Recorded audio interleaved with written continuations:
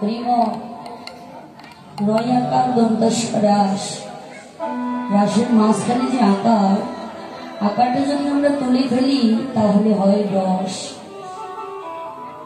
তো রতে রাধারানী, সতে আমার কৃষ্ণ।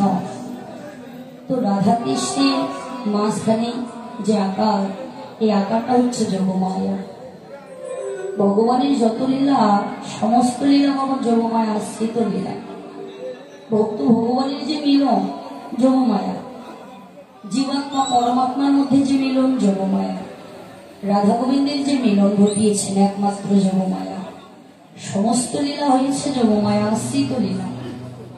তো এই যে মায়াকে মাঝখানে বসালে, মায়া যদি থাকে তাহলে রস কখনো হবে না। রস একত্রিত করতে গেলে মায়াকে তুলে ফেলতে হবে। তো দেখুন, মায়াহীন ব্যক্তি যারা, যদি আমরা মায়াকে সরিয়ে ফেলতে চাই তাহলে যারা মায়া ত্যাগ করেছেন তাদের সঙ্গ আমাদের ধরতে হবে। যেমন শাস্ত্রে বললে, জয় রূপ সনাতন ভট্ট রঘুনাথ শ্রী গোপাল ভট্ট দাস রঘুনাথ এ ছয় গোসাই করি চরণ বন্দ, যাহা হইতে বিঘ্ন না অভিষ্ট ভগবান।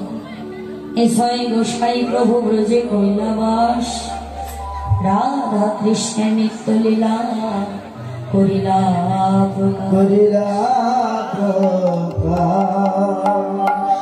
তো এই যে সর্বস্বামী, এরা ছিল মায়াতে, এদের কোনো মায়া ছিল না।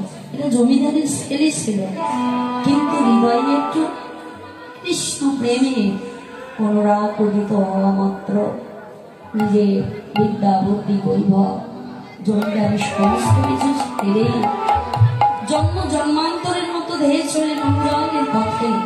কারণ অনুরাগ না হলে কখনো ভগবান মেলে না। হৃদয়ে প্রেম ভক্তি না থাকলে কখন ভগবান পাওয়া যায় না। তো এরা জমিদার ছেলে ছিল, সমস্ত কিছু পরিহার করে জন্ম জন্মান্তরের মতো ধেয়ে চলে অনুরাগের পথে। এদের সঙ্গ ধরলেই মায়া একমাত্র ত্যাগ হবে, এছাড়া নয়। তো মায়াকেই ত্যাগ করলে তবেই হবে রস, তবেই হবে আমার রাধা গোবিন্দের মিলন, তবেই হবে ভক্ত ভগবানের মিলন, তবেই হবে রাসলীলা। তো ভগবান রাসলীলা বৃন্দাবনে করলেন দুটি কারণে। একটি হলো ভক্তের মনোবাসনা পূর্ণ করিবার জন্য, আর একটি হলো কামদেবীর অহংকার চূর্ণ করিবার জন্য। এই দুটি কারণে ভগবান রাসলীলা রস আস্বাদন করলেন। তো লীলার বিষয়বস্তু শ্রী শ্রী রাসলীলা।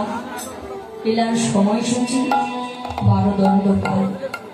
আধুনিক সময়ের পরিমাপে 4 ঘন্টা 40 মিনিট লীলা রস আস্বাদনকারী আমাদের একমাত্র নদিয়া বিনয় রাধাকৃষ্ণের অভিন্নতম সাক্ষাৎ স্বতন্ত্র ঈশ্বর শ্রীমন মহাপ্রভু গৌরাঙ্গ সুন্দর লীলা স্মরণকারী আজকের অগণিত সাধক বৈষ্ণব গৌরী ভক্তগণ।